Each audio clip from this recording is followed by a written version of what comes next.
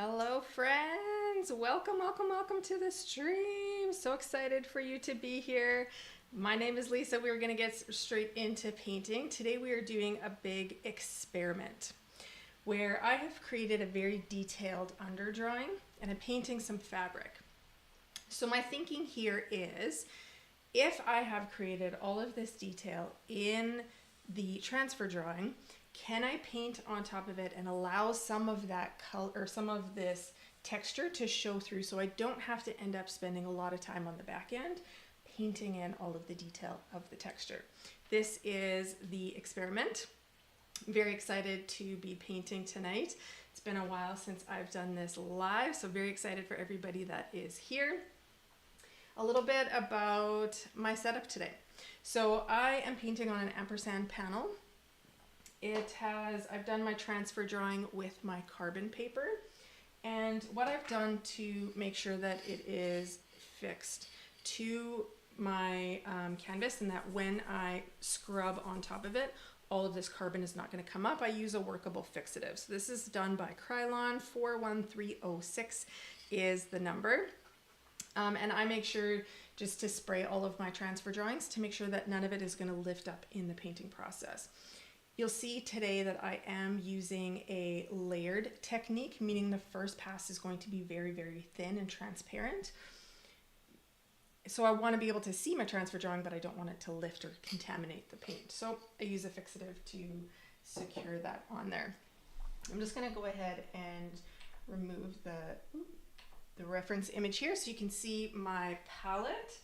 I've pre-mixed all of my colors, and I've done this very intentionally. For this first pass, like I said, I want to be painting in layers, meaning my paint is going to dry in between when I paint it. So I'm going to paint this first pass, cover everything so there's absolutely no more white of the canvas showing through.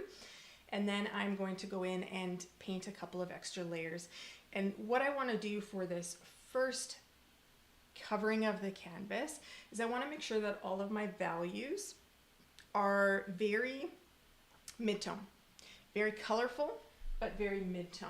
So what that's going to mean is that as I progress and do more layers, I'm going to get darker with my shadows and value, and I'm going to get lighter with my lights. So I'm going to start in the middle and push my way out as I go with subsequent passes. Now, not all of the passes are going to be like that. I am painting a bunch of different types of fabric. Some of them are a little bit more patterned. As you can see in some of these, I'm actually going to probably end up direct painting, which is alla prima, right? So painting wet paint into wet paint and just going through the entire section as I do that. However, for this first pass, like I said, I want to get everything covered. And that means that I'm going to be putting a thin pass of color over absolutely everything and starting out with the best possible option, the most colorful mid-tone value that's going to make sense as I move forward, and hopefully it'll make sense as I go on. So I think that's anything else I need to talk about. I am using Old Holland and a mixture of Old Holland as well as Winsor Newton oil paints. I will be painting in oil. Everything that I do is in oil. I am also going to be cutting my paint with medium. So I have a mixture of 50-50% Alkyd and linseed oil. This is going to allow me to create some more transparent layers. I'm using, and I have used, a lot of titanium white in some of my color mixtures here. So titanium white, if you don't know, is a very opaque color. So that means it's not very transparent. You can't see things through it. However, I want to be able to see my transfer drawing through what I'm doing today for the most part. Therefore, I need to make sure that I'm cutting my paint with some medium to make sure that it is slightly more transparent, even though I'm using very opaque colors. So again, 50-50 mixture of linseed oil and Alkyd, and both of that is from Old Holland is what I'm using today. So I'm going to go ahead and get started. I think I want to, for my brushes, I'm just using Simply Simmons. I find them really great brushes. These are my bigger brushes that I have. Typically, I do like to work in filberts, but I've got some straight edge brushes and some flat ones, so that's what I'm going to be using today. They're my biggest brushes, and this is a large canvas. I think it's a 3 foot by 2 foot canvas. So I want to make sure that I am able to like cover the distance, right? Okay, so I'm going to get started here on the, oh no, that's a lie. I didn't want to start with my background. I wanted to actually start with my fabric, and that is very strategic. Because I am painting in a thin pass, one of the opportunities that you have with painting in layers is the fact that you can push, that you can create really soft edges if you want to, really kind of glowing effect by taking the colors that I'm going to use here and I'm going to blow them out, and then I'm going to push back into them just a little bit with the background so that it creates this a little bit of a glow. You'll see as I get into it all around the fabric, as a way to, if I want to keep it soft in the final painting, I have an opportunity to do that. If I want to sharpen anything up, I absolutely have an opportunity to do that as well. So I want to make sure that I am thinking strategically. I don't want to start in with my background and push in too far. Instead, I want to start with the fabric and blow all of that out and then come in with the background after. Okay, so I'm going to get my reference up here just so that you all can see what I am painting. If anybody wants to see the palette at any point, please just shout it out in the chat and let me know, and I can absolutely show you the palette that I'm working on. I'm working standing up today. This is not typically my style. However, I wanted to make sure that I was able to step back and take a look at things from a distance because, like I mentioned, this is a 2-foot by 3-foot canvas. And it's quite large, so I want to make sure that I'm getting some perspective and being able to move around and not so locked in that I'm getting hyper fixated on things. Okay, let's go back to the palette here. So what I'm actually going to start with, I think, is I'm going to start with my lace. And the colors that I've mixed for my lace is, this is going to be my lights and this is going to be my shadows. So let's see if I can do this while I'll see, look, I got all that color mixed in there and I don't want to contaminate my color right off the bat. So I'm just going to make sure that I wipe that out. So what I want to do with my lights is I want to, there's a couple different things going on with my lace here. Again, I want to make sure that I thin this down quite a bit so that it becomes a little bit more transparent. I also want to make sure that I'm using a good amount of paint so we're not thinning it down too much and breaking the seal. So where's my, right. Okay, so I'm going to paint all of my, all of this area actually in this beautiful, beautiful purple. And as you can see, hopefully you can see, you may not actually be able to see there, but I can see my transfer drawing through what I'm doing here, and that's absolutely perfect. That's what I wanted to do. Now there are, let's pay attention here. This comes up like this. So in this lace, there's a couple of areas of, areas where the lace, like the holes through the lace, show through. And if you take a look at, let me put the reference up here. If you take a look at the reference, you can see that these shadows in these recesses here, and even the shadow here cast by the fabric, has a bit of a greenish yellowish tone or value to it, color and value to it. And this here, as we transition from light into shadow, is a much more of this purplish type of color. And so I wanted to make sure that I had this purple here for my transition in here, but I wanted to make sure that I had that yellow in here because I didn't want to have to try to cover it with cover that with yellow after the fact. I want to kind of to start where I needed to with that. So again, I'm making sure that I'm blowing this out past where my edges are. And again, you may not be able to see it on the screen, but I am able to see through my paint here, so I can see all of my transfer lines, which is fabulous. That's what I wanted to have happen. So I'm just going to go in and cover this area in here, and then afterwards I will bring in my shadow. So I'm very conscious to make sure that I'm paying attention. As I'm talking, I'm trying to make sure I'm paying attention. So what is light? This is all light, so that's okay. I could lose that edge. And this in here is where we transition into shadow. Not getting into any detail at this point, only trying to make sure that I get this canvas covered and that I'm able to see my transfer underneath.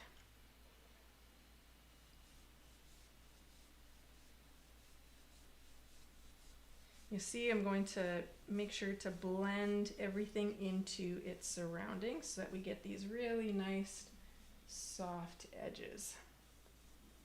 I have never painted on an ampersand board before, so this is very new to me, so I'm very excited to do this, and finding so far it is very, very smooth, which I love. I love, love, love.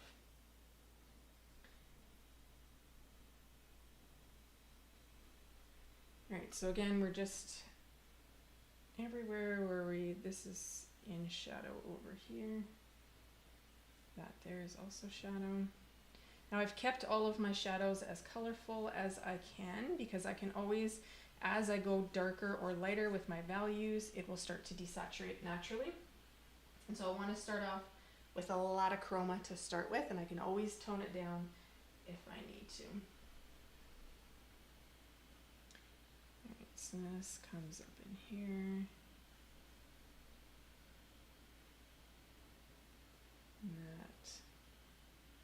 That is a shadow.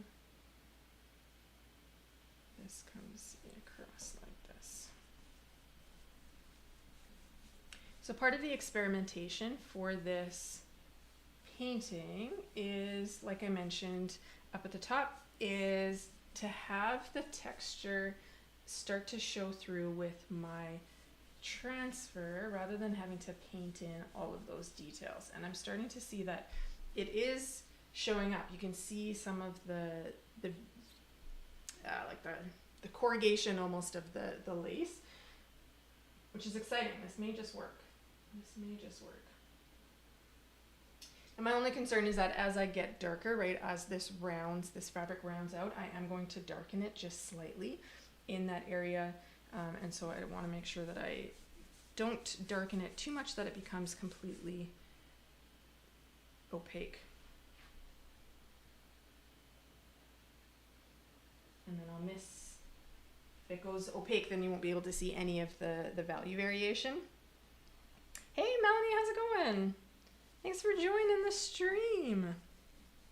So excited for you to be here. Hopefully you guys can see. Just let me know if I'm ever standing in the way.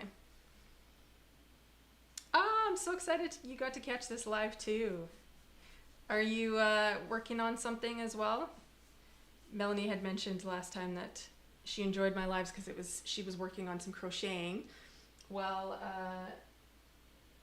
I was painting, and it was like we were just hanging out and having some fun creative time. So let me know if anyone else is watching and you're creating something along with me. Let me know, because that would be fabulous and I would absolutely love that. So we are, like I mentioned, she's knitting. Oh, I love it. I love it.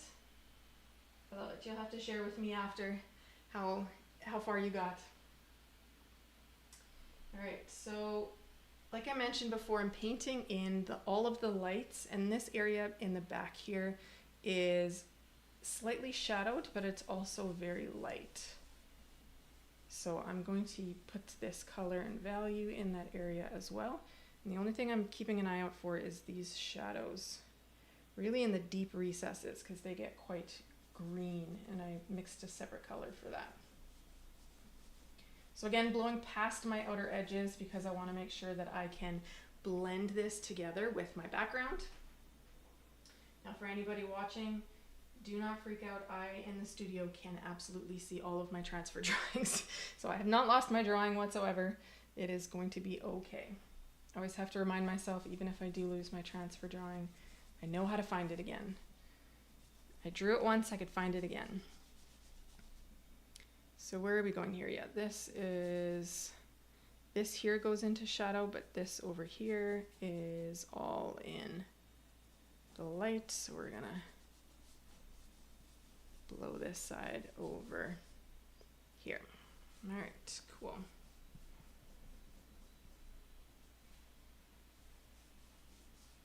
Again, I thinned it down with some Alkyd, 50% Alkyd, 50% medium, and that's what allows this to be transparent, because this color that I have mixed actually has quite a bit of titanium white in it, and titanium white is very opaque, but if you thin it down, then it's a little bit easier to help it be transparent. Now this area up in here is quite see-through.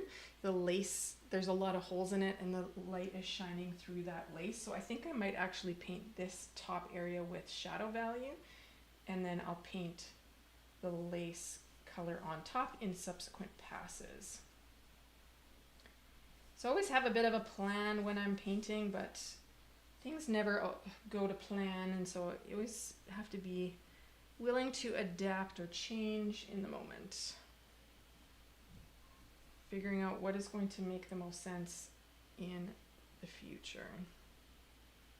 Okay, and then where am I going here? This here. It's going like that. This is my first time painting on an ampersand board, and I am loving the texture. It is so smooth, but you can also see all of my brush strokes, which is driving me a little bit crazy, but that's okay. It's gonna be good. Okay, making sure I've got everything I need here so far. Everything is covered. Where are we at the bottom here? This here is a shadow, but I'm going to cover it with this, because the value that I have mixed for this one is very similar, but it's actually slightly different. It's a little bit more pink than purple. And so I want to make sure that I get my cast shadow in here. Okay. I think we've got everything. Yeah, this is in here like this. Okay, cool. Is the plan to have visible brush strokes, or will you address those as you go? I'm not 100% sure yet what I'm going to do. Because this is fabric, and some of this, like all of this down in here, has such beautiful texture and detail. It doesn't actually have texture. It has a pattern to it. And I was kind of playing around with the idea of potentially doing that a little bit more in pastoed. But I'm not sure if it's going to look funny, like it's almost like embossed. I'm not sure if I want to have it be embossed. So yeah, I think I might go over it with a fan brush after today, just to remove all of the brush strokes, because like I said, this is my first pass. I think I'll have opportunity to keep some of those brush strokes as I go, but I'm not sure that I want them in this first pass. So I think probably after today I'll go over with a brush, with a fan brush, just to remove all of the brush strokes, and then make that decision a little bit later down the road. Because I don't want to have anything too, I mean, it's really not that textured, but you can see like the, you know, I'm sure you can see even on the screen, you can see some of the mottled effect that's going on with the brush. But yeah, because I don't know, we always push those decisions down the road. That's tomorrow's problem. Okay, let's switch to the shadow color. You can see, you see my palette here. This is my shadow color in here. It's a little bit more of a goldish green. I'm just thinning it down again with that 50-50 mixture. Making sure that it's not too thin, right? I don't want to have it be too thin that it cracks, but I do want to make sure that I'm able to see through it. And this is quite a bit darker. Let's wipe that out.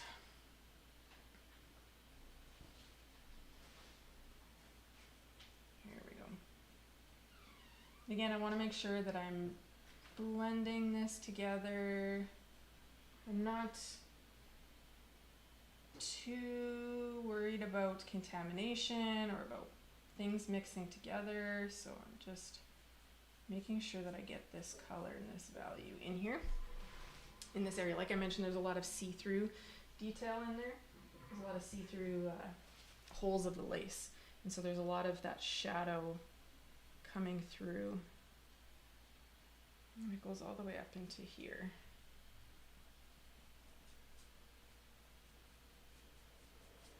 This is one of my favorite stages of a painting, because you get to just kind of be a bit messy, and it's not too like, oh my goodness. And I love that. I like the freedom that comes with it, and the unexpected things that happen, right? Those unexpected ways that these colors and these values blend together is always very exciting, and always leaves something that you didn't plan or anticipate in the painting. And I think that those are often just the most beautiful parts of the painting, is the parts that you can't can't always plan, can't always make it go the way that you want it to. Sometimes just happy little accidents, like Bob Ross would say. Not that we aren't doing things intentionally, but just sometimes things just work out best when we don't plan them. Alright, this is a little bit thicker than I would like, but that's okay.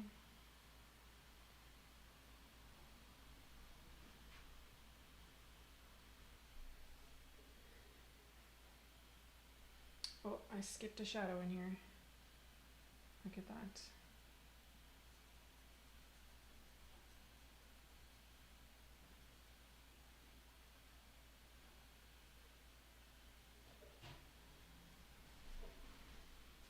All right. Well, see, I had set a time for me to do this in an hour. I always say that, and then it always takes me way longer than I ever expected. But we'll see how far we get today. I for sure have to cover all of the canvas because I want to make sure that I can blend everything and that there's no hard edges whatsoever. Everything is nice and soft and blown out, kind of like you're looking at cotton candy or you're looking at things and you don't have your glasses on. I want it to be fuzzy and out of focus at this early stage. Everything very, very colorful, everything mid-toned, all soft edges.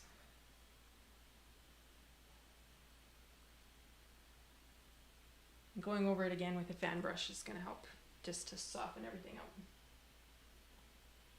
All right, let's not forget this shadow in here.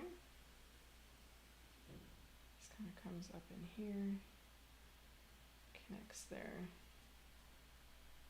and goes here.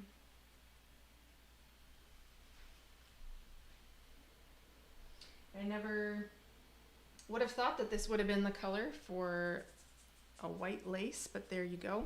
This is one of the things I love about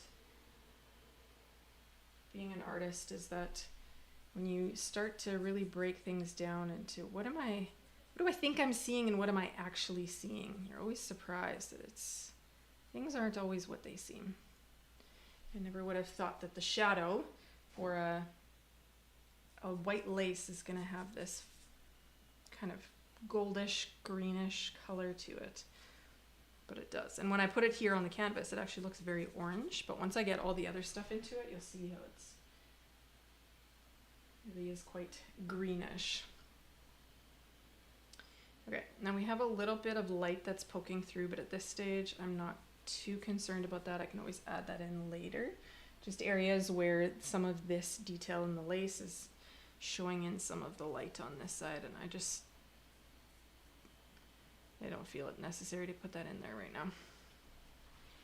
So I do want to push back into these shadows just a little bit with my lights, just to make sure I'm getting really nice soft edges, nothing sharp. Okay. There we go. Very exciting. I got the lace started. I've had this painting on my easel forever, and I wanted to go live because, like I mentioned earlier, I'm going to paint this from start to finish live here on my YouTube channel, and so I was waiting to do that, and I'm very excited to finally get a chance to do that.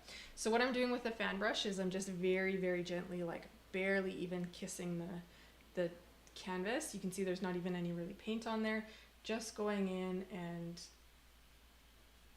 going back and forth just to take out any extra like bits of paint that are showing through. You'll see that it kind of takes out some of those brush strokes, makes them a lot less noticeable.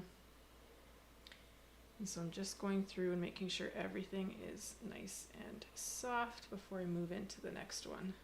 And I am going to be painting all of my fabric first, and then I'll go in with the backgrounds. Like I mentioned, I want to push back in just a little bit with the background, but I wanted to make sure all of my objects blow out rather than the background encroaching. Because if you've ever noticed when something is slightly glowing, it's always like radiating, and so it radiates out rather than if the background comes in too far, it's going to change the shape of the objects and it will no longer make sense. Okay, let's just make sure that we get all this. Oops, there is color. There's paint on my brush. Let's make sure we get all this shadow in here as well. Okay, let's do this color next because it's very similar. So on my palette here, I'll show you which one I've mixed for that one. That is this color down in here. It's just slightly lighter and a little bit more pink than what I have here. Because in the lace, you can see there's quite a bit of some darker areas up in here. Even these shadows are actually quite light, and this is kind of really similar to that shadow value. So I can push everything in here lighter. Whereas with this one, there's a really nice hit of chroma and pink right here in this area. So I'm going to paint the entire thing with that. Hey, I got a little bug in here. I'm going to paint it with that color, and then I can, like I mentioned in the second pass, I can push my shadow darker and my light lighter, and it's going to just round out that fabric really nicely. So I'm going to be doing the same thing that I did with my other colors. I'm just going to be thinning it down. When you use linseed, like 50% linseed and 50% Alkyd, it does lighten up. You can see that this area where I've added it is lighter than what you're seeing over here. So just be aware of that, but it will lighten up the value just slightly using a bit of medium to it. Okay, let's not block the way. Let's just, so close. You see, it's just very slightly more pink.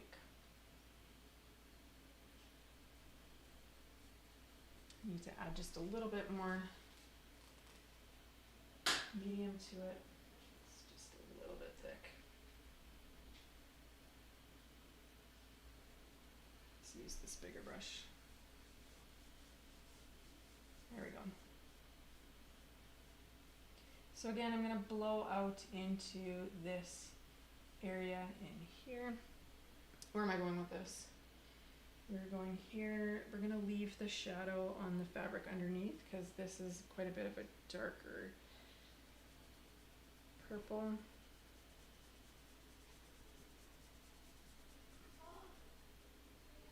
Gonna go in there. So you can kind of see on the screen it looks a little bit. It's yes, the hour will definitely be after the color mixing. I spent probably a good two to 3 hours today color mixing. It was actually a ton of fun. I've never mixed this much physical paint on a palette before because it's such a large painting. I wanted to absolutely make sure I did not run out of paint. Even though I am painting in thin down layers, I was refusing to make the mistake that I make sometimes, which is to not mix enough paint. And then all of a sudden I'm scrambling, trying to finish the painting, and that is the worst feeling in the world. So it's really fascinating that even as I back up, you can't see the shadows, but on the screen here, you can actually see that this area here is darker in value than what is up here. Now, that is not a shadow, that is my transfer drawing showing through. Now, in my studio, I can actually see all the little ridges of the texture that I put into that fabric, which tells me that this is working. Because on the camera, and if I actually step back, you can already start to see that this is rounding it down into shadow. And so this area appears darker in value because my transfer drawing is showing through and because my transfer drawing is dark. Hi, Wendy, how's it going? Welcome here, so excited to have you. So it's really cool to see that even on camera, even though you can't see all the little texture, you can see that this area here appears darker, and that's my transfer drawing, which is really exciting to see that this is working. I think this is gonna work. Very cool. Okay. Where are we going after this? So this one is just slightly pinker and a little bit lighter. And then after this one, let's go into, actually these three areas, I'm a little nervous about them. So let me just show you what's going on here. It's this like plaid fabric. And there's this really beautiful like rusty orange that's got a nice stripe in it. And to be honest, I just wanted to start with that. There are some hints of undercurrents of orange in this area, but there's a whole lot of lighter values that show the plaid. And so I wasn't sure what to do with it, so I think I'm just gonna paint it kind of a burnt orange, a lot like the fabric that's down here. And then again, go in with a much more direct painting approach when it comes to painting this texture and see if that works. If not, that's okay. I'll just go back in and I'll fix it all with direct paint. It's all okay. But I think that's where I'm gonna go with that one. So actually that one goes in these three, so I'm kidding. Let's do this one, and this one, and then we'll paint the orange, because the orange actually goes in this one here as well too. Okay, so which one did I pick for? Let's make sure I get that off my brush. I have to remember now which colors are supposed to go where. So if I remember correctly, this bright purple is what I'm going to be using for this one here. And the reason I did that is these stripes in here are really, really gorgeous chromatic purple. And so I wanted to, there is a bug in my painting. I wanted to get that really vibrant purple, and then I will go ahead and paint all of the lighter. The purple's kind of the darkest, most colorful thing in the lights. So I'm going to paint this whole thing purple and then go in with the lighter values in that second pass. So let's just go ahead and mix the medium into this one. Again, adding medium will always make it lighter in value. So something to be aware of. In the past, I have mixed the medium right into the paint as I'm mixing the colors. That way when I'm color swatching, it's 100% going to be a spot on match. I did not do that this time. We're just going to deal with the fact that it's going to be slightly lighter. I am loving all of this purple and pinks that are going on in this fabric today. Whew. That is chromatic.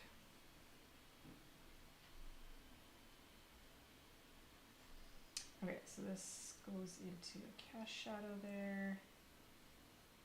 Now this fabric here lays on top of this one. It's raised, so I want to actually blow this out into this one just so that hopefully that makes sense.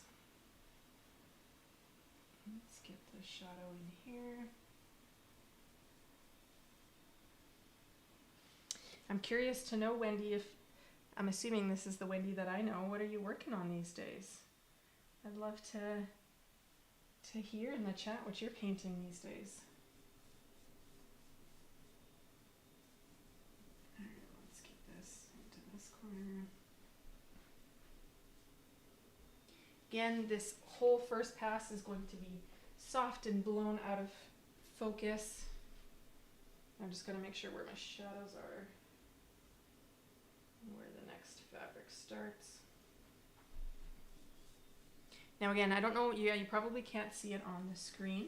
However, I can still see my transfer drawing, so I haven't lost anything at all in this process. I can fully see exactly where I'm going.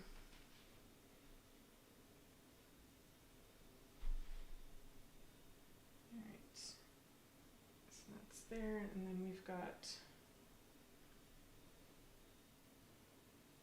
big cast shadow here. So let's take this cast shadow down in here is really quite dark in value, so I'm going to take this purple down into that shadow.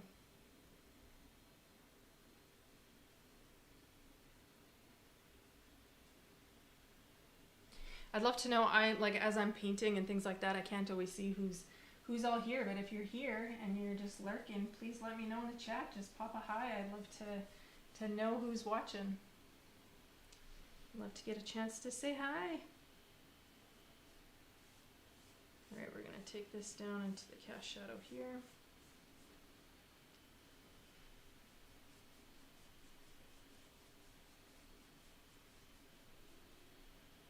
The other thing with this ampersand board is the fact that I can see all of the little gristles of paint that have been come out of the tube.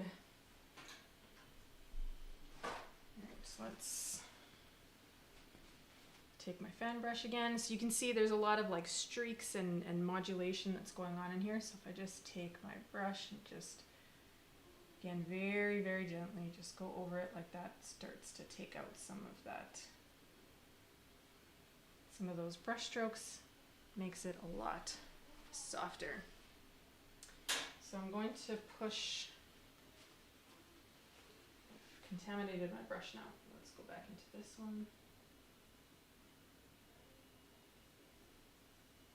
Let me just put the reference back up here so you can see where I'm going with this. Just gonna push back into this just a little bit. Because this fabric, the lace lays on top of everything, I wanna make sure that if I wanna leave a soft and subtle edge there, that I can. And that I've pushed the fabric into that underlaying paint rather than the underlaying fabric pushing into the lace, which doesn't make sense. So again, we'll just soften that out. Okay. Very exciting. So next I've got a brown. Now this one was a little bit darker. What I'm thinking of doing for this one is I'm using these slightly darker, you'll see in the light, right in the middle here, we've got these darker squares. So that's the color that I've pulled out for this one. And then what I can do in that second pass is I can go in with that lighter paint and I can paint in all of the lighter squares, but also the fact that this fabric is kind of like a corduroy, it's like a corrugated fabric. So if I have that darker value in there, I can go in with the lighter value on top and highlight all of those ridges to hopefully give it some depth. That's my thinking anyway, so that's what we're going with for that one. And that one was on my palette. That one was this color in here, because what is that color in there? That's a different color. Yeah. If not, we'll make it work. That's the name of the game. We'll figure it out. Let me just double check on my reference here. Yeah, this was definitely the one, the right one for this.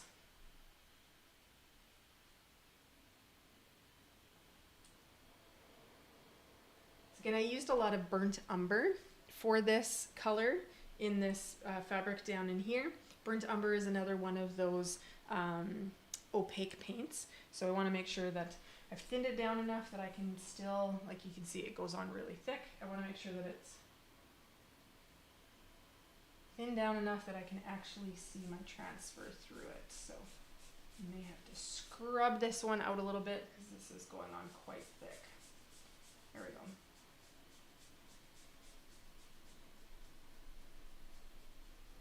Now if I push up into this shadow, that's okay, because again, this shadow on top of it, if I go back to my reference, this shadow on top of it here is quite dark in value, so if that gets contaminated up there, that's totally okay.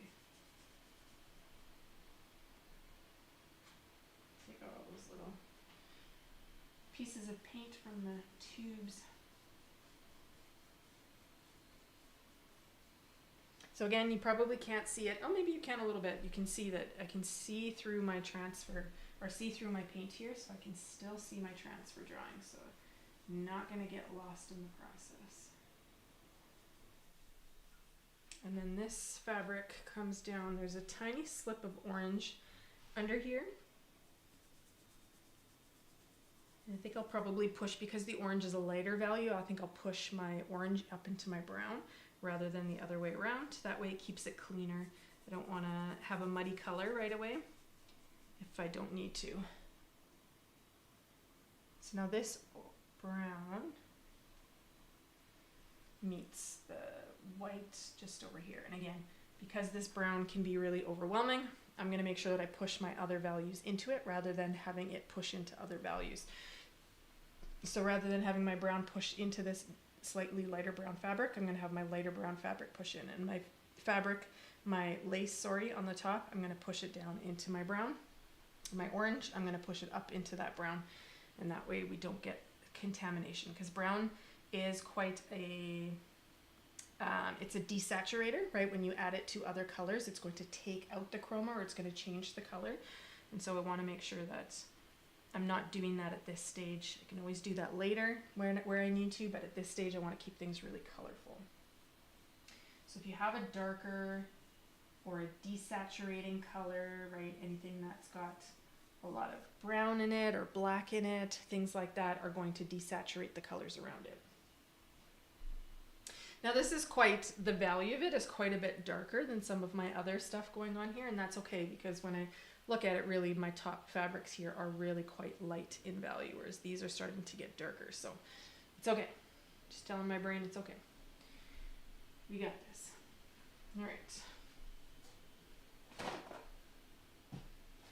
Let's go to get that orange in, and that orange is just really nice and chromatic. I've been painting with a lot of oranges lately. I'm actually doing a commission, and the girl has red hair. So she's got flaming orange hair, and so I was painting a color study today, and it was really fun to paint in some of those really beautiful oranges and yellows. So when I was mixing this up, I was like, oh yeah, today's just an orange day. It's just an orange day. Now, one of the great things about having so much paint mixed is the fact that when I go in to do my second pass, I can use these as a way to stair step. So if I need to go slightly darker in value for my shadows, I can just grab a bit of this and add a desaturating, darkening value like burnt umber or, you know, a purple lake, which has been my favorite darkening agent as of late, purple lake, and, you know, Mars black, anything else like that. You can always add to take something darker in value, and it's going to naturally desaturate it, which makes sense because shadows are naturally less colorful than our lights. That is the nature of them. Yes, beautiful orange. Okay, let's bring back the reference. Where are we going with this? This is really just a tiny little slip, but it cuts in under here.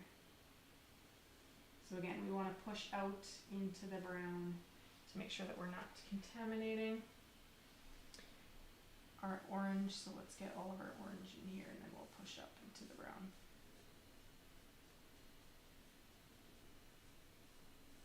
And you can see that orange, I think I used shev red and shev yellow for it, so you can see it's already really transparent. I haven't added a lot of those opaque colors like titanium white or burnt umber, things like that, so it's naturally very transparent, so I didn't need to add a lot of medium to it to get it to be transparent.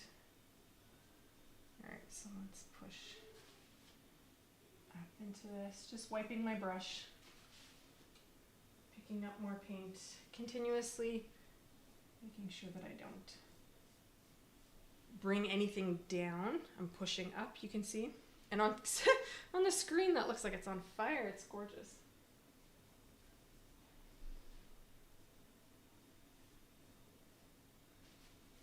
Just glides right on with this panel. It's just fabulous.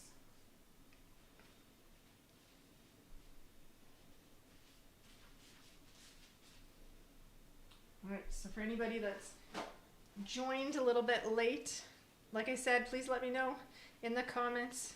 Let me know that you're here. It's always encouraging to have somebody to paint along with. But this is my first time painting on an ampersand panel, which is very exciting, and I'm just loving how smooth and easy it is to apply the paint. Like, it doesn't stick to anything, it just glides right on. It's just fabulous. Okay, we've got the brown. I'm actually going to push the brown. It actually clips off here and goes down there, so just want to make sure I get that in there. Again, soften this edge. I'll go over it with a fan brush, but I just want to make sure I soften it now. And let's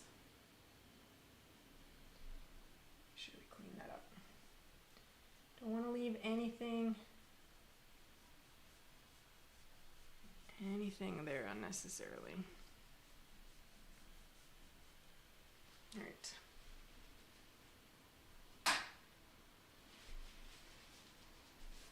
Okay. So now we've got this beautiful, which is this one here. So on my palette here, this is this gorgeous orange, burnt orange. So I'm going to use it in this for this fabric, but I'm also going to use it as the base layer for this fabric as well too. This really crispy, crunchy burnt orange, which is just a fabulous color.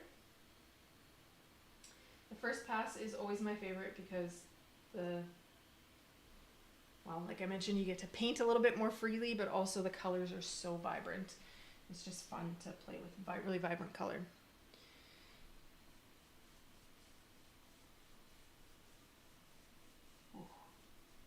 One of the story behind this fabric, this is actually one of my gallery, my first gallery painting. And basically I call it a gallery painting because I'm doing a collection of paintings all based around a specific theme. And this is the first one that I put together. So this was actually my grandma, when she passed away, I got some of her fabric stash. And there was all these really fascinating combination of fabrics. There was this like more like work style type fabrics, you know, the things that she made all of her clothes. She made a lot of my clothes growing up as well too. As a kid, I remember going to her house and having to get fitted and measured all the time because she would make us stuff. But just that real like workhorse fabric, you know, the stuff that you're going to make pants out of, that you go and work in the garden in or something like that. But then there was also this really beautiful lacy fabric and these really fun patterns that that she had as well too. And so I ended up patching together a picnic blanket. And this is the picnic blanket that me and my family use. And it was created all out of fabric from her fabric stash. And so one, it reminds me of my grandparents. And the theme for my entire series is the things that we pass down, or what we pass down. And so I want to talk about not only the like physical things that we pass down to the next generation, but also traits, family traits, personality traits, as well as like myth and folklore. There's a lot of things that growing up you think are, you know, gospel truth, and then you ask some people and they're like, what are you talking about? No. And it's like, you ask your mom and she's like, yeah, absolutely. So for example, one of the things in my family was that if you eat pepper seeds, they're poisonous. And so even like bell peppers, we wouldn't eat the seeds. And so we would like religiously wash and clean them and make sure there was absolutely not a seed in sight ever. And then you meet people and it's like they're just eating whole peppers and you're like, oh my goodness, you're gonna die. But it was just a myth in my family that got passed down for some reason. And, you know, thank goodness with the invention of the internet, you start to realize what things are true and what aren't. So a couple different things like that, as well as some more stuff that eventually I'll get into. I'm going to talk a lot more about this on my YouTube channel. But that's kind of the theme of this series. And so this is the first one that I put together. Okay, we are on fire and I love it. All right, where are we going? We're going to put that burnt orange up in here.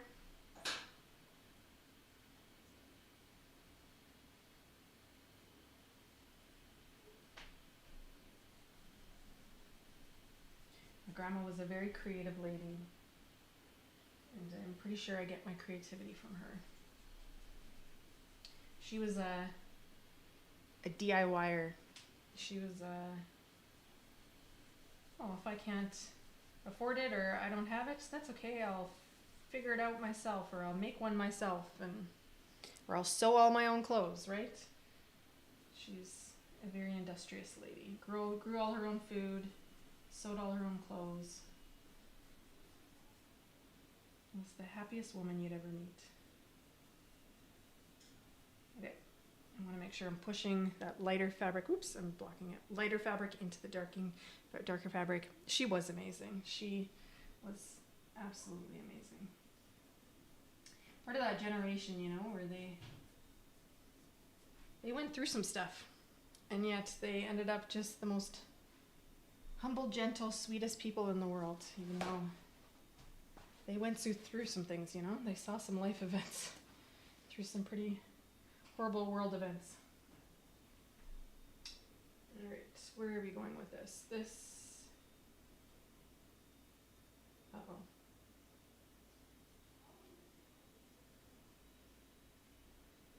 contaminated my Alkyd. I'm gonna have to pull out some more.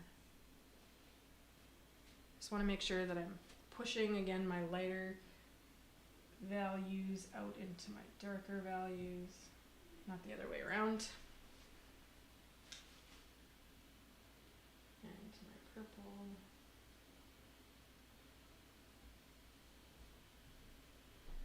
Let's go this way.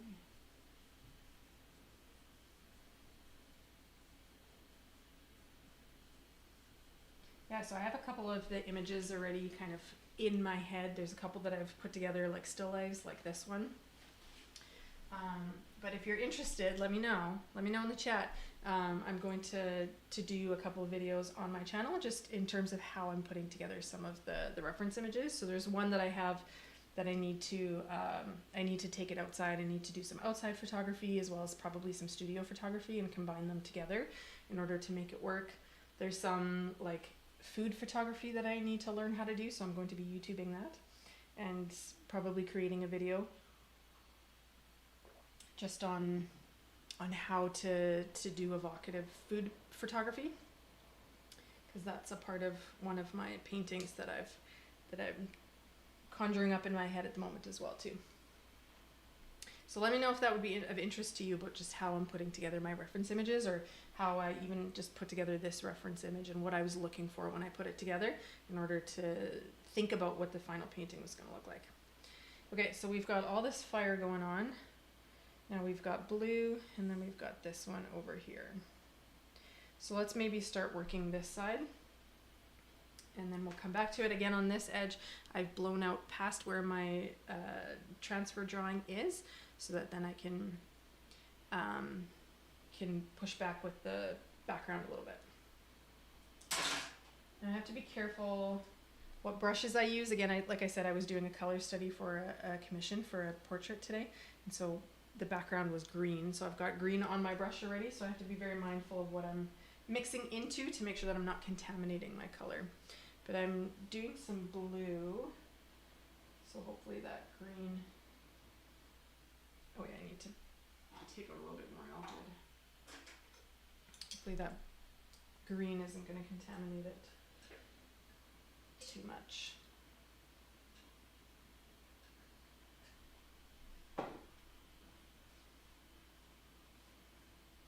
Okay. There we go. Blue. Where are we going with this? So this is blue. Now this shadow, this fabric casts a really gorgeous shadow and a really fancy shadow, and it's different. So each fabric, because of the way that the lace interacts with the fabric underneath it, it changes color and tone from the shadows that are under here. However, what I decided to do was just pick out the gradient color for these, and because this shadow is, the cast shadow is going to be darker in value than what this color is, it's okay. I'm going to go in and I'm going to actually change that shadow once I get around to it in the subsequent passes. So I could have accounted for the color and the value variation, but I decided not to. At this stage, I decided that I'll change, because this shadow in here is a little bit cooler. It's a little bit more green, but I'll address that in the second pass. All right, again, I'm going to make sure that this isn't too thick. So I can still see my transfer underneath. What do I got going on here? I've got a, so the shadow comes in here, but again, I don't want to overwhelm my lighter value.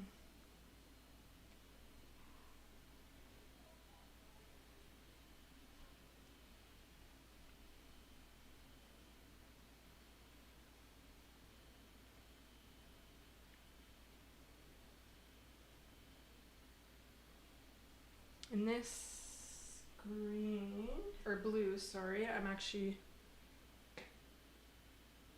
gonna paint for this one as well.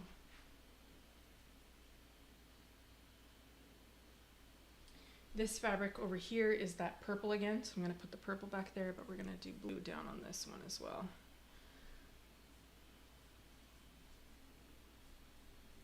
Again, nice and thinned out with some medium, some linseed oil, and some Alkyd. So I can make sure I can still see my transfer drying underneath. And this shadow in here again is quite, it's very dark. It's like pitch black. So I'm always thinking about, even as I'm doing this first pass, even though it's a thin pass and I can see through it, I can see my transfer drawing, I'm still thinking about what comes next, right? So trying to be strategic about what I'm doing rather than just, oh, this kind of color goes in here, so let's throw it in there. I want to still think about what I'm planning to do with it and what I'm hoping to end up. What final value do I need it to be, right? Because if this shadow in here was nice and open, let's say it had a lot of reflections in it, let's say there was a lot of ambient light bouncing into the shadow, then I would make sure to blow this slightly lighter value down in here to make sure that I've got whatever color and value that I need in that area, just in case maybe I don't want to touch it again in the second or the third pass. I can just leave that alone and have it be a little bit lighter in value because there's a reflection in there. However, this shadow in here is pitch black, so I don't need to worry about that. It's great, this method of like blowing everything out and having everything be really colorful and mid-toned is really great for when you have objects that are sitting close together and they have reflections in them. So let's say you've got a red apple and a white cup. There's going to be a little bit of that red or a little bit of that white in that apple, and there's going to be a little bit of red in that white cup. And so in this first stage, you can kind of muddle them together, and those can kind of serve as your reflections that are going to happen in those objects. So it's a great way to plan those things in advance. Okay, so this shadow comes all the way down in here. So let's do that like that. Now I'm just going to grab this color and I'm just going to blow it down just a little bit into that area.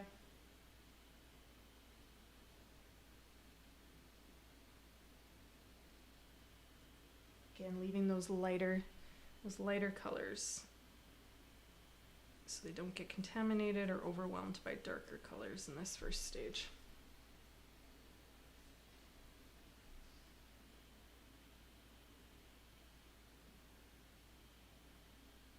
And then I'll go over that with the fan brush.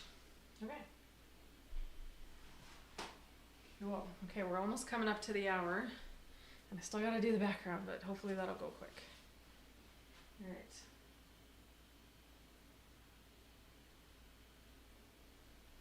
I was already painting a whole bunch today, so I'm getting my hours in today in the studio, that's for sure.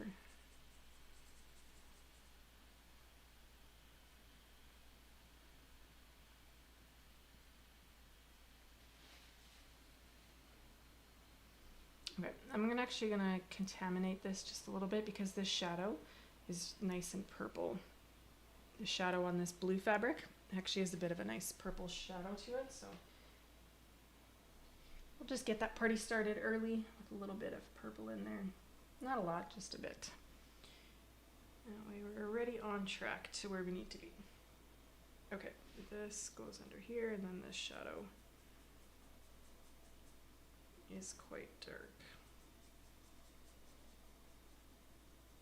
I know that this fabric in here is slightly lighter, so again, I'm going to want to push up into this darker value in here. And I want to make sure I can see my transfer underneath here.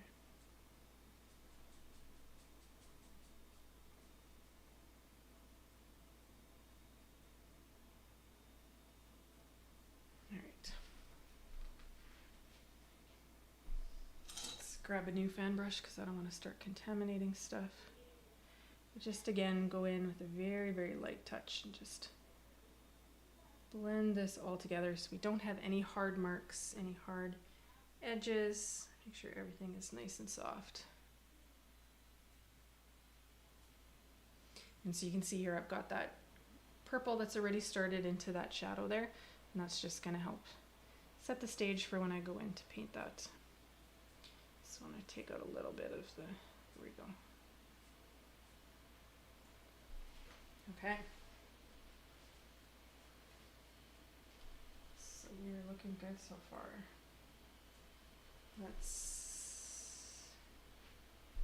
move on to that and that. Now I do have two different colors for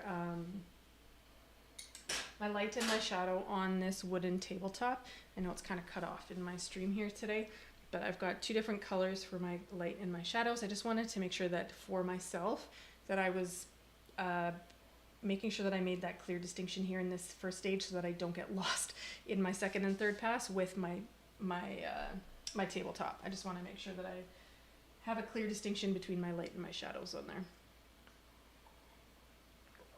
Okay, let's go into that lighter. Let's grab one of these nice big brushes, makes it a little bit easier.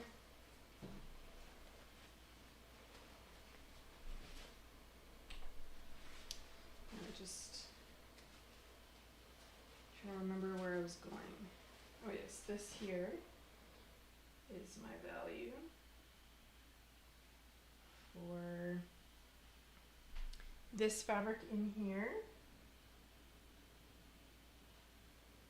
Oh no, and then I have a different color for this fabric in here. What color is this? This color is blue, so I think I need to bring, before I do that, let's stay organized.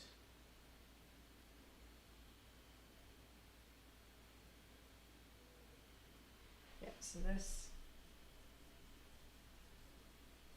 fabric in here is the same fabric as up there.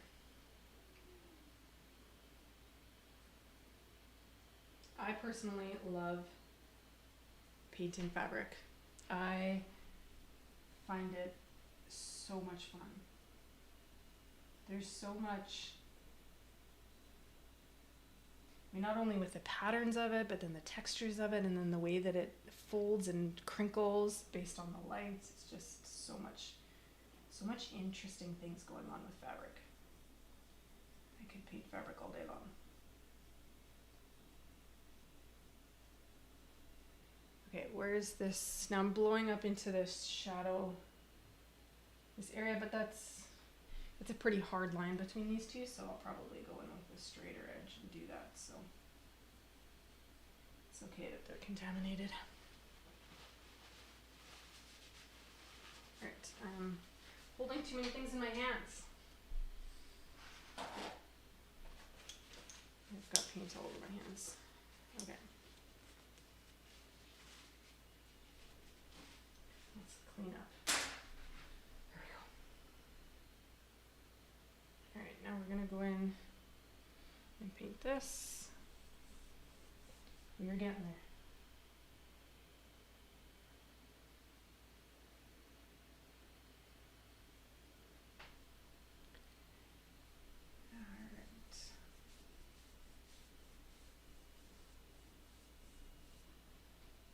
Sorry, I'll try not to block the camera on this one.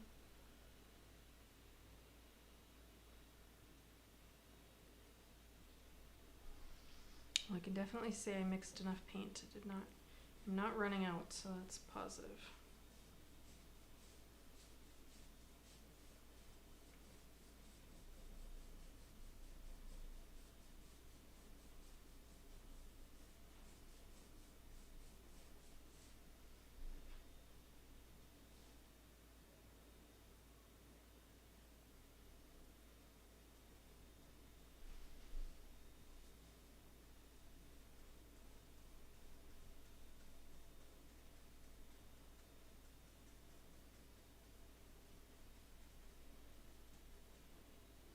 Anybody watching has any experience with an ampersand panel, I'd be very curious to know what you think of it. If you enjoy painting on it, any drawbacks you found, I'd be very curious to know anyone's personal experience with it. Like, I just can't get over how fast I can lay in paint. With a canvas, there's a certain amount of tooth to it that creates a lot of drag, and I find that I was just painting on a canvas today that had quite a bit of tooth on it, and so I think just the contrast of that with what I'm doing now, it's just gliding on so fast. It's amazing.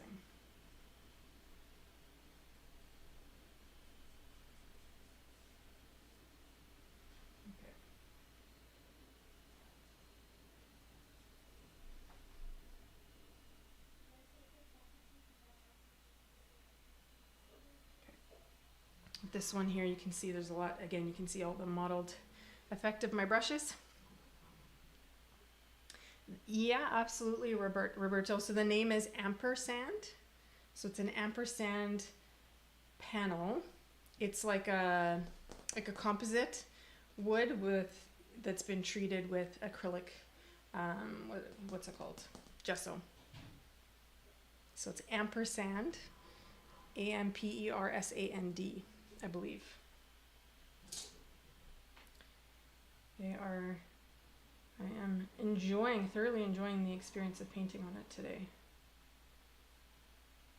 I was painting on just like a regular Frederick's medium tooth canvas today for my color study, so I don't use I typically do my portraits on linen, but my color studies I'm just going to use the Frederick's medium tooth canvas, and so the contrast of that with painting on this is just really remarkable today. Just how soft and easy it is to glide. So just want to make sure I'm taking out any of these extra strokes that I'm seeing in the blue here. Let's do this one.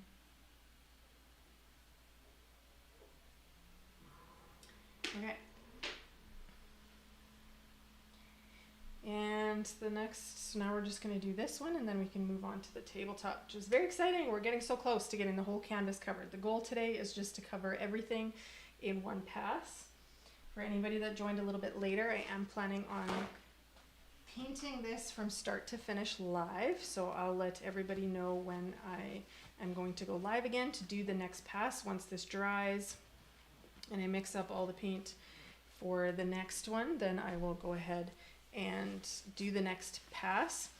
Like I said, for some of these I'm going to be, because this is our mid-tone values, I'm going to push those values out, so the shadows are going to get darker, the lights are going to get lighter.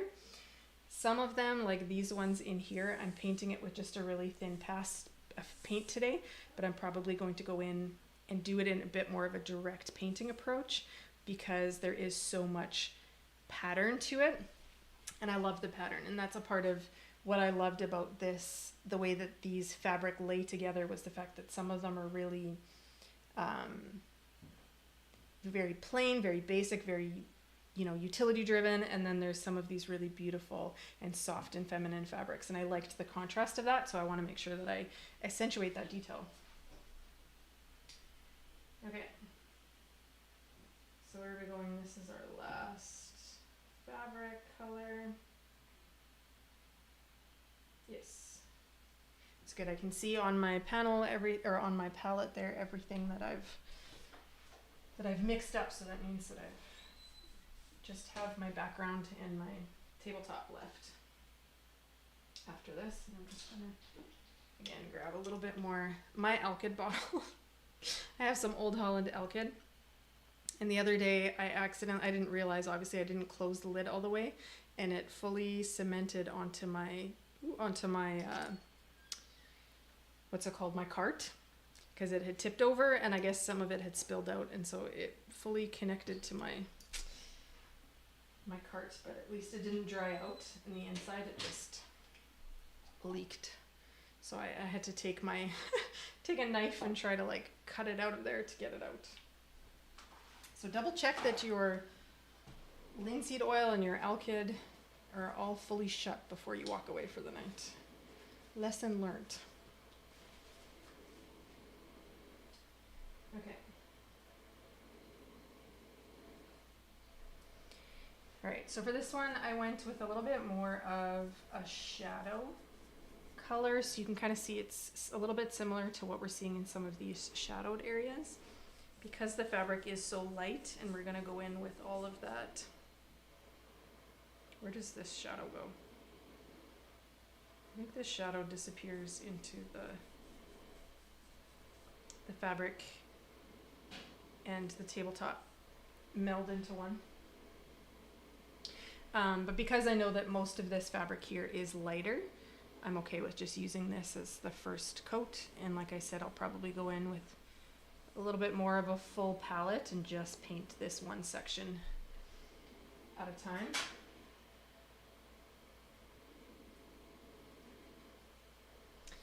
When I get to it.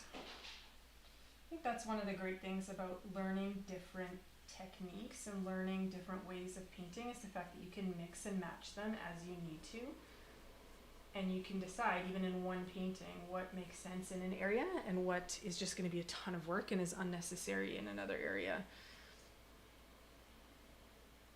You know, like for something like this fabric in here, or even some of these down in here, which are very basic, and they're just basically like a cylinder, right? I've got light, transitions into shadow, and then we've got shadow. It's very easy to do this technique where I've got the mid-tone value. I'm going to bring it in lighter and lighter, and darker, and then that area's done, right? So it's not a big deal. But with this, something like this area, that's a little bit harder to do. And so you can mix and match your styles, mix and match the techniques that you're using, so that it's one, a much more enjoyable experience for you as an artist, but also that you get a better result faster.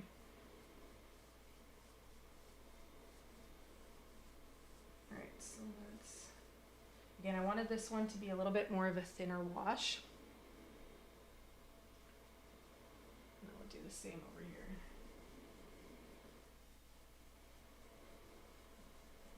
One of the reasons I wanted to have this really nice, beautiful kind of burnt color in there is because this shadow in this corner here, if you can see in the reference, is reflecting that color of that tabletop. And so I want to make sure that because the light is coming in here, it's bouncing off that tabletop and it's bouncing into that shadow. You can see a lot of these oranges and reds up in that shadow. And so I want to make sure that I get that in there because it really sets the fabric into its context, right? The fabric isn't just floating out in space, it's set onto that tabletop by matching that color because the light's bouncing and reflecting that light up into that shadow. So it always just makes your painting look much more cohesive and set in the context. It doesn't look out of place.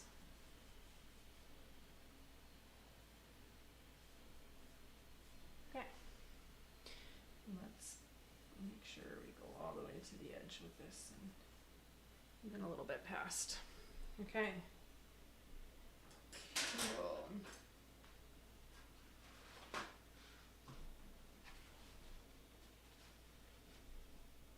You are very welcome, Roberto.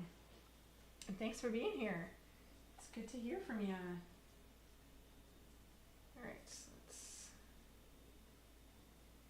again, we're being very, very delicate with the fan brush, just making sure to remove any of those really obvious brush strokes. And there we go, all our fabric is painted. Oh my goodness, that's so exciting. I've been waiting so long to get started on this one. It feels really good. All right, so let's blow in the tabletop. So for my tabletop, I'll show you what I've got on my palette here. Up the top here, I've got, they're very, very close in value. This is my light, this is my shadow. And I wanted to have just a little bit of a distinction again so that I know exactly where my shadows are and where my lights are. And then this is going to be my background value. And you can see that my background value is clearly not as dark as the final, right? When you take a look at the final image, it's going to be quite dark in value, but I want to keep it, I want to keep everything mid-tone at this stage, and I can always go back in and I can always make that background darker. And second, third, fourth, however many passes I need, I can always go in and make that background darker. But if I make it too dark now, it's going to contaminate with all of these lovely colors that we've got going on, and it's going to reduce some of that glow. So I always like to keep my backgrounds at this stage very mid-tone, very colorful, and darken them in much later passes because I just find that's easier for me, and I like the result better. Okay, so let's go in with our Alkyd, and we've got our lights in first. Again, that Alkyd is going to lighten up that value. Oh, you can't see. That Alkyd is going to lighten up that value quite a bit. So you can either mix your paint as you're color mixing, mix your Alkyd right in there, so that way then if you're swatching, you can still make sure that it's a good value. But just be aware of that it's going to lighten that up. All right, we're gonna set this on fire. Okay, so now I need to pay attention to what's light and shadow.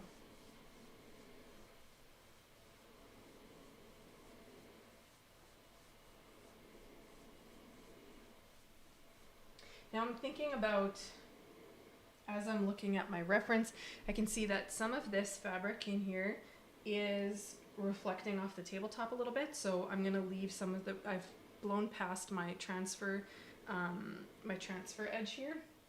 Some of this is going to be a really dark cast shadow as it comes out here, but some of this in here, I've got a little bit of a dark cast shadow in here, but some of this in here has got some blue on the tabletop, so I want to make sure that I don't disturb that in this process, and just make sure that I blend this together nicely. Because any of that nice contamination that goes on in this stage, I want to keep that in the final painting if I can, where it makes sense. I love how on screen it just looks like it's on fire.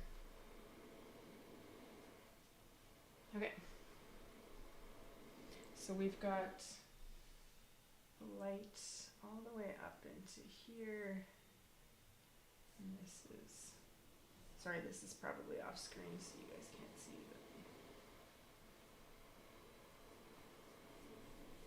there we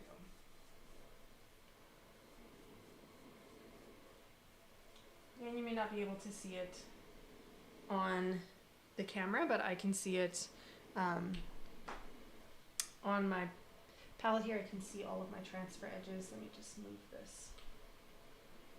Oh, move this one too.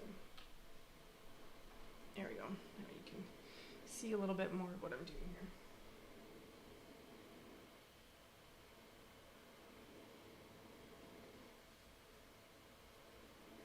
I want to make sure that I'm thinning down my paint, but not so much that it's too thin and it's going to crack. Where am I going here? So this is a edge, and then this edge in here is in shadow, so I want to just go up to here. With this tabletop, because it is like a split, I've really got the corner of the tabletop in here. I want to make sure that I keep my lines so that I don't lose perspective, because that's something that can throw off my painting instantly. If all of a sudden those lines don't make sense, or if my lights and shadows don't quite match up, I want to make sure that I have this edge really nicely defined by light and shadow. That way it makes sense. I don't want something as simple as that, which could be an easy thing. I don't want it to throw off the results. And though it's not the focus of the painting, it's still a very important part of the painting. Okay, that's a shadow in there, so that goes till there. And then we do have another hit of light, just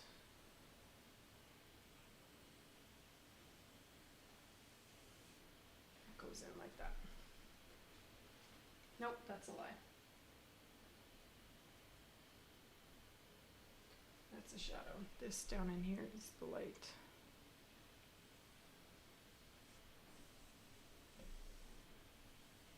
Alright. So let's go in and get the shadows.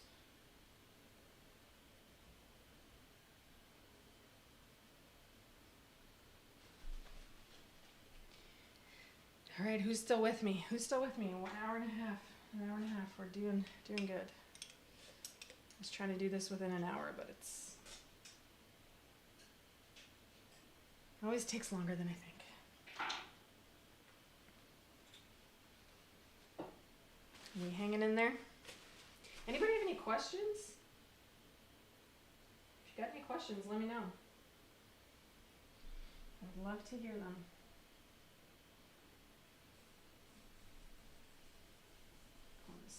Thicker, huh? Hanging in till the end. I appreciate you, Melanie. I appreciate you. So now this shadow has a little bit more, burnt umber in it, and so it's definitely thicker. So I'm gonna have to scrub this in just a little bit to make sure that it's, I don't know if you can see that, it's quite a bit thicker. So we'll have to make sure it's a little bit more transparent. Scrub it a little bit more. Do we do this, or maybe we just cover it with everything with that color to start? You know what, I've just decided we're just gonna, because this color in here is quite a bit thinner. It's going to make it easier for me to see my transfer lines, which is going to help me stay on track with light and shadow. I'm just going to scrub it off. What size is this? So this is 2 foot this way, height-wise, and then 3 foot lengthwise. So it's quite a large panel.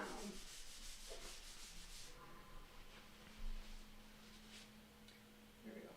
So we'll just stick with the lights.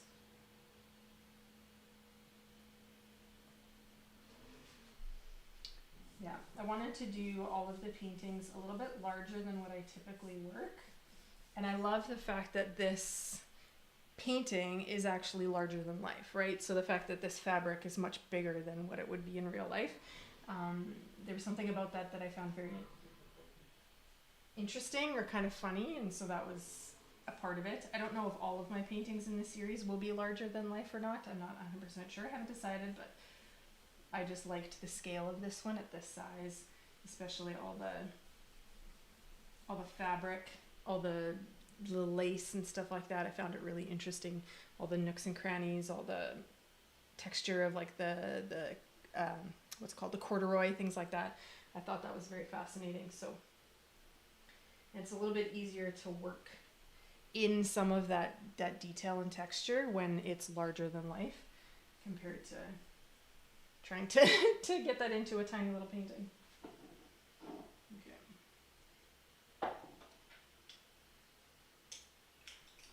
On my to-do list for tomorrow is to order some more Alkyd. I can't be trying to scrape this out of here.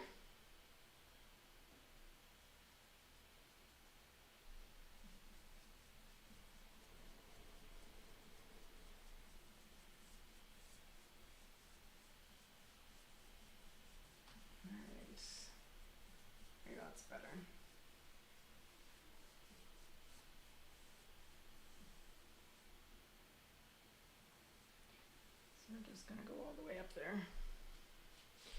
Again, some of this got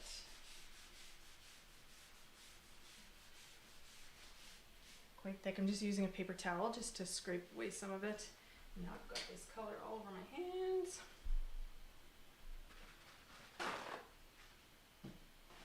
Just because I want to make sure that I get... I just love painting everything.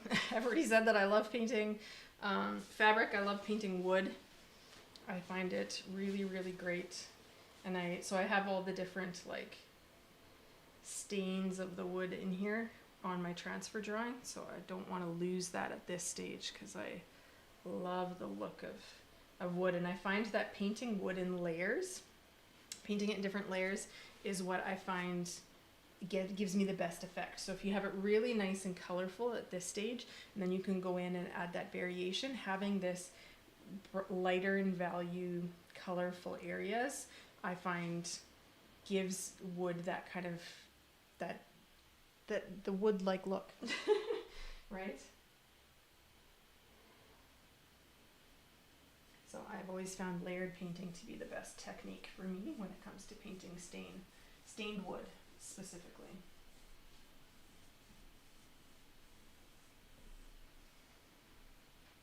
Alright, so let's quickly get this finished.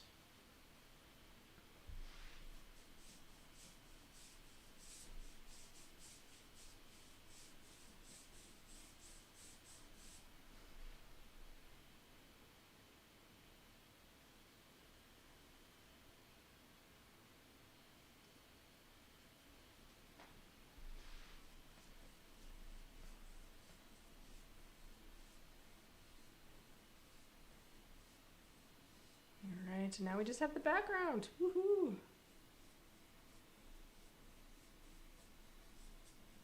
All right. We are getting there.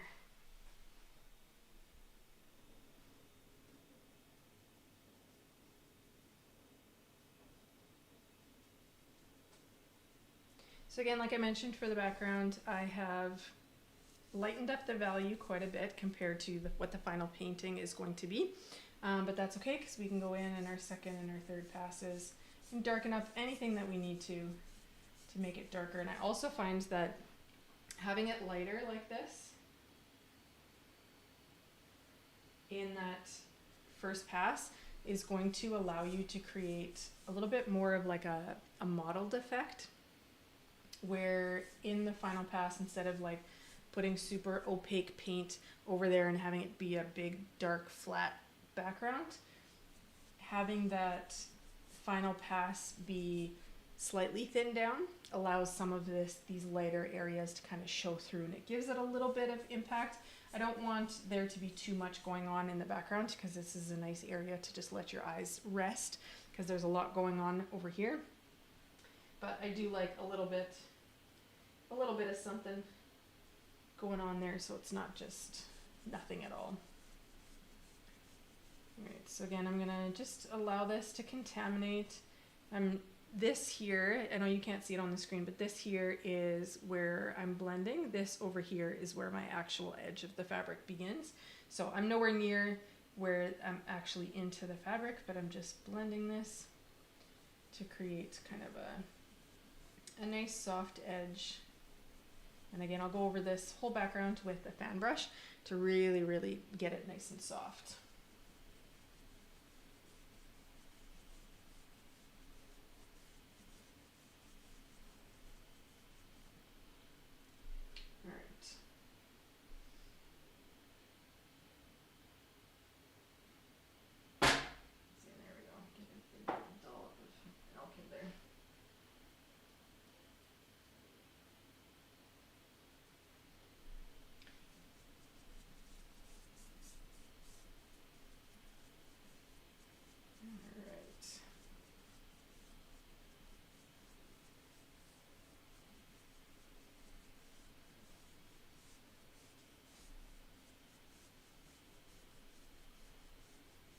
Such a satisfying feeling to get rid of all of the white.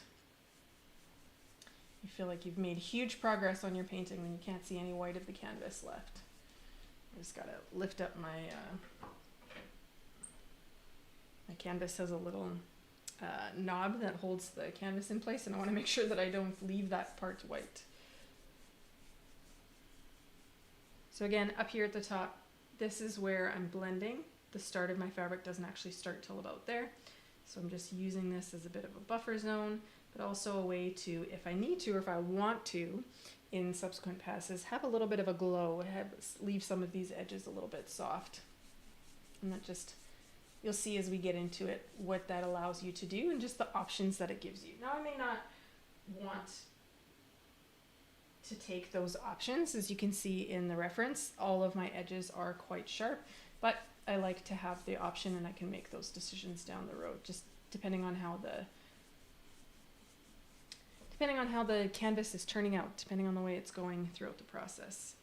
I like to make those decisions as I go.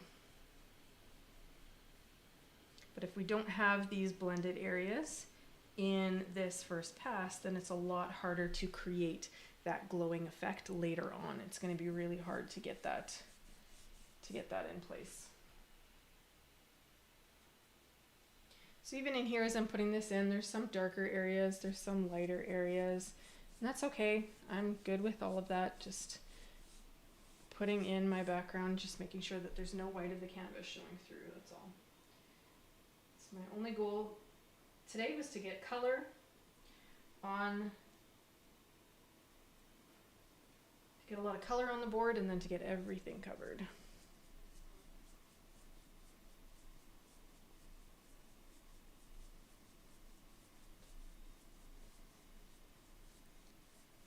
And this, because I'm using Alkyd, this is going to, even though I'm using oil paint, because this is with Alkyd and a thin enough pass of paint, this will probably be dry within 24 to 48 hours, and I'll be able to do any subsequent passes pretty quickly, which is one of the perks of also using Alkyd to thin stuff down, is that it speeds up the drying time. As well as linseed oil. I used a 50-50 mixture of linseed and Alkyd, and they both speed up the drying time.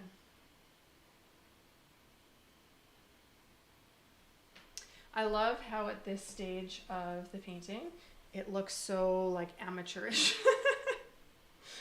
I love that it looks so messy and wild and kind of like, what are you doing? And I think I like that. I do almost need a bigger brush, but however, this is my biggest brush that I have in my arsenal right now. I definitely need to buy some bigger brushes. As I have not worked on a canvas this large in oils. I've worked in large canvases with acrylic, but I've never done such a large one in oils, so I definitely need to invest in some bigger brushes.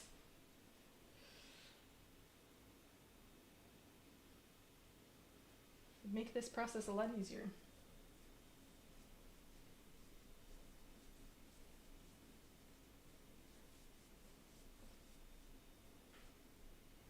Alright, let's see where we're at here. This is gliding on very fast though. I just can't get over how fast I can slap paint on, and there's just no like drag, you know, when you are working with canvas that has a lot of tooth to it. It's almost like when you lay in the paint, there's a lot of drag or resistance to it, and this is just smooth. So great.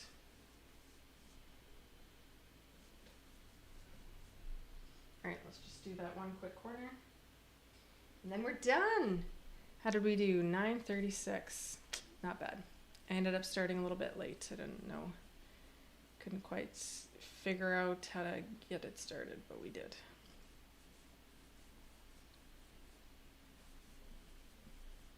And then I'll still go over this background with a fan brush because while there is a lot of texture to it, I don't want to leave it that way.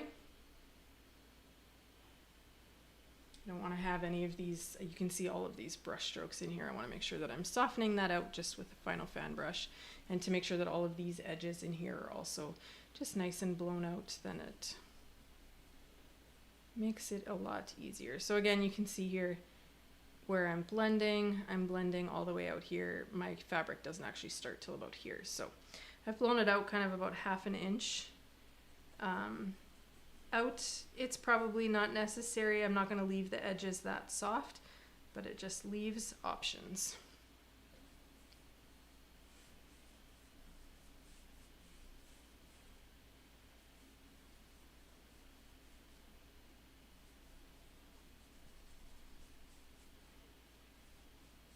All right, there we go. So just do one big final, where's my fan brush? Now I don't have any of my larger, I've only got my tiny little fan brush. That's okay, we're gonna start on our edges first because I don't want to get into the background and start contaminating up these edges. So I'm just gonna move around and being a little bit rougher with it this time than I was before. Not rough, but just getting into it a little bit more, just making sure to make these nice and soft. And you'll see that just takes off any of those harsh edges, makes them really nice and soft. I'm not too worried about contamination. My biggest concern is that everything is soft and out of focus. Now going with this fan brush, it's a little bit bigger. And just take out some of these more noticeable strokes in here. And just keep working it. If it's not breaking down or it's not blending, just go back into an area with a little bit more paint and work back into it, and just until you don't start to notice it anymore, and you can see that it's already starting to do that.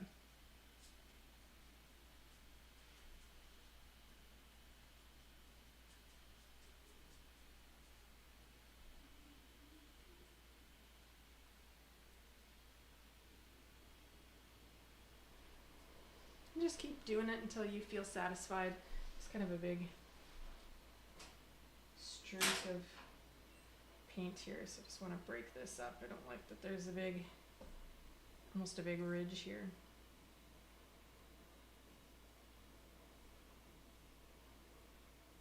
So just gonna add a little bit more paint there just to break that up.